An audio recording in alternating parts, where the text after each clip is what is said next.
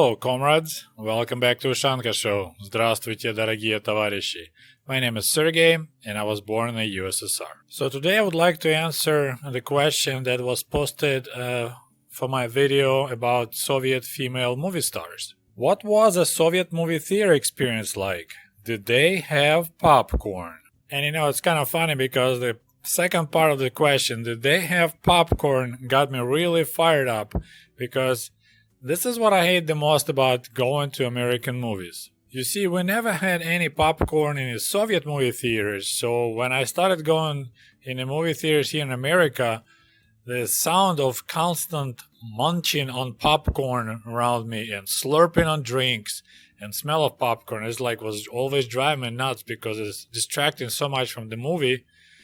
So this is the part of American movies, going to the movies, I hate the most, is the smell and the sound of popcorn being eaten around me. But of course, a lot of things changed since the good old Soviet days, and now for those movie theaters that's still in business in the Soviet Union, in Ukraine or Russia, there is popcorn, you can buy snacks, you can buy drinks, so they took everything from America that you can make extra buck. But we're going to talk today about what I remember about Soviet movies. But before we start, let's learn some new Russian words. Выучим русские слова. The Russian word for the movie is кино. And many of you probably recognize the word. That was the name of the popular Soviet band, кино. And movie theater is кинотеатр. Кинотеатр. Okay, and now let's talk about советские кинотеатры, Soviet movie theaters. I was 8 years old when my parents took me to the movie theater for the very first time. It's kind of interesting, but most Soviet movie theaters had a name. And this movie theater had a name, Yerevan. Yerevan is the capital of Armenia, at that time Armenian Soviet Socialist Republic. And Kyiv and Yerevan were so-called города побратимы. I think in English you can say sister towns. So there was some kind of friendship between Kyiv and Yerevan.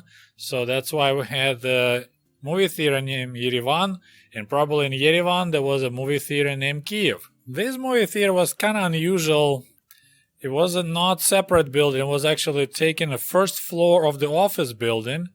And it was opened in 1977 and had a capacity for 415 people. As I said, I was 8 years old, I think, and all I remember, there was a movie about Robinson Crusoe, that famous story about the guy on the island.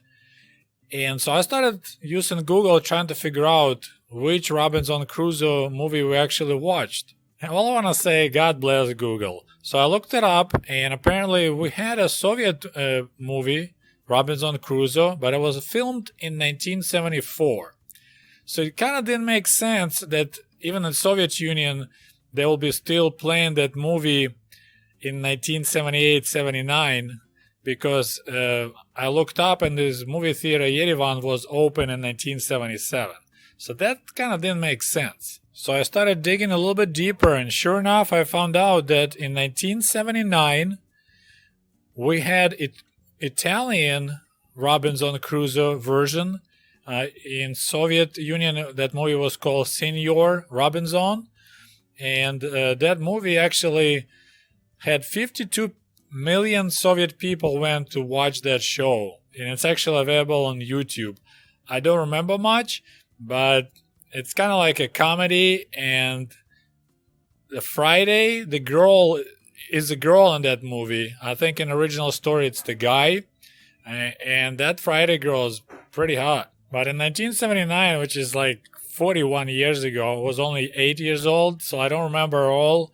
I just remember that was about Island and Robinson Crusoe.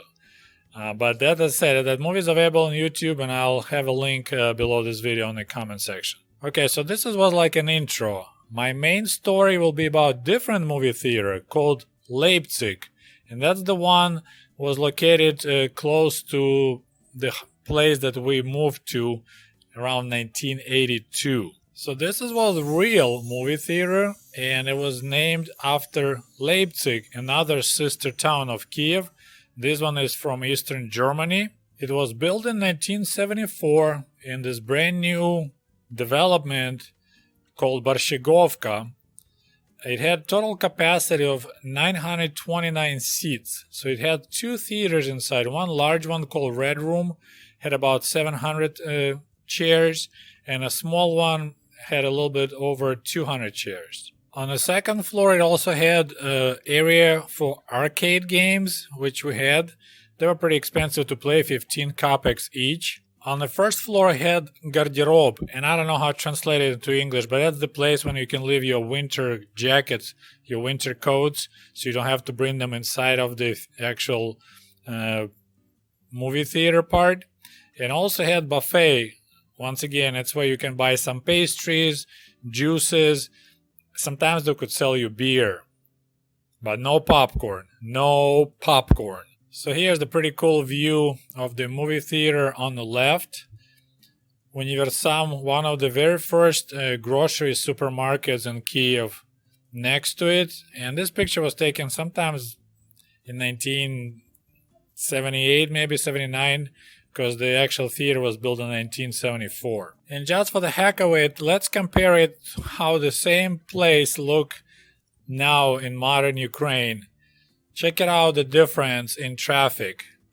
Soviet Union in 1970s, modern Ukraine in 2020. So let's zoom that picture a little bit from the 70s, and I want to point out something. It's not related to the movie theaters, but it relates to the Soviet life. Look behind the building. Do you see that white spots? This is so-called Narodnaya Tropa. So that's the people making shortcuts. Instead of walking on the pavements, they walk across through the grass, and they kill the grass. So you have those paths here and there. And it's kind of funny. I never noticed those paths when I used to live back in the day in Kyiv. But now when I come and visit, it really hurts my eyes to see it. So I actually took several photos of the same shortcuts that people do. Instead of walking on the pavement, they're specifically made for the pedestrians. People just walk right across the grass because it's shorter. Okay, and now back to our main story. A movie theater, Leipzig. Kinotheater, Leipzig. This type of movie theaters was designed by local Kyiv architects, comrades Suvorov and Shpara, who became famous for quite modern designs. Actually, the very first movie theater of that style was a movie theater Bratislava, another sister town of Kyiv. And after that, they built 5 movie theaters just like that in Ukraine. One of them is Leipzig. And totally by accident, I just discovered there was another one in Belarus, in Gomel, which is the town not far away from the village that I spend my summers. It's called Yubileyny, and recently it was sold on auction for about $145,000. I guess looking at this diagram, it's kind of obvious. You could see how the movie theaters, those 2 large rooms are situated. Of course, in the front, it's main entry. But interesting part is on the left, right there where this little bridge is located. Right there behind that little bridge, there was a separate entry and a small room, like, I can't even call it a hall, where you could purchase tickets. So that was biletnaya kassa. As far as I remember, usual price for a movie ticket was 40 kopecks. I think it was 10 kopecks for the children. Some foreign movies were more expensive, like 1 ruble. But, if you wanted to compare, for 40 kopecks, you can ride bus or subway 8 times. Even this theater was quite large, 900 seats, and they could show 25 shows per day. It was a big city, busy area, so it was definitely not enough space. So if you want to go to the movie theater, you couldn't just do like you do here in America. You just show up, buy tickets, and go watch the movie. Usually be a good idea to show up a day before so you can buy tickets, or at least come in the morning if you want to go to the movies in the evening. So you had to do 2 trips to the movie theater. It was nearly impossible just to show up, 20 minutes before your show starts, buy tickets, and go watch the movie. And another small detail about purchasing Soviet movie tickets, bilety, you'll have your seats assigned to you. So it's not like quite often here in America, you just buy a ticket and you pick any empty seats. There you asking what is available and you're hoping that it won't be a front row because you're way too close to this huge screen. I believe one time I was in the first row and I hated it. It was just like you have to tilt your head up so much my neck was hurting in the end of the movie. So as early you show up, as the better seats you can pick. And as I mentioned earlier, no popcorn. So after you buy tickets a day before, then you show up maybe 20 minutes before your show starts. You can hang out, play some arcade games. You can buy some snacks at the buffet. No popcorn. And then you go watch the movie. And there was some people asking about sunflower seeds. I lived in the capital of Ukraine, Kyiv. It's a big city, different manners. So we didn't have sunflower seeds in Kyiv. People didn't do it in the movie theaters. Out in the country, yes, it was happening, but not in Kyiv. And of course, most of the time, movie theaters were packed full. In Kyiv, I believe, there used to be 70 movie theaters for 3 million population city. So, of course, they'll always be full, especially be some foreign movie like Convoy. My goodness, I went to that movie twice, and it was packed. Okay, my friends, well, I hope this video will give you rough ideas about going to the movie theaters, kinotheater in the Soviet Union, and once again, we're talking about Kyiv. So that's a big city. I may make more stories about going in the movie theaters like out in the village, what I did, and different types of movie theaters we had, but for now, at least you had some basic ideas. I hope you enjoyed this video. We'll talk to you soon. До свидания. Goodbye.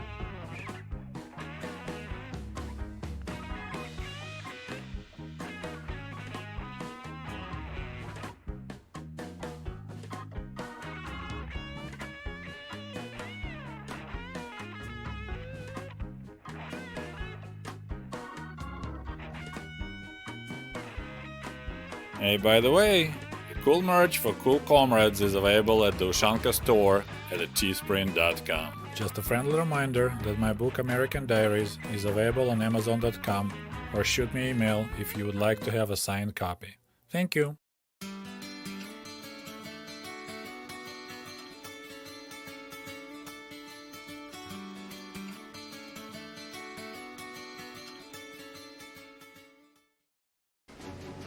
And if you love my channel and would like to show your support, please click on the link below this video and become the patron of the Ushanka Show. For as little as $1, you can help us grow and create the new, interesting videos about the life in Soviet Union.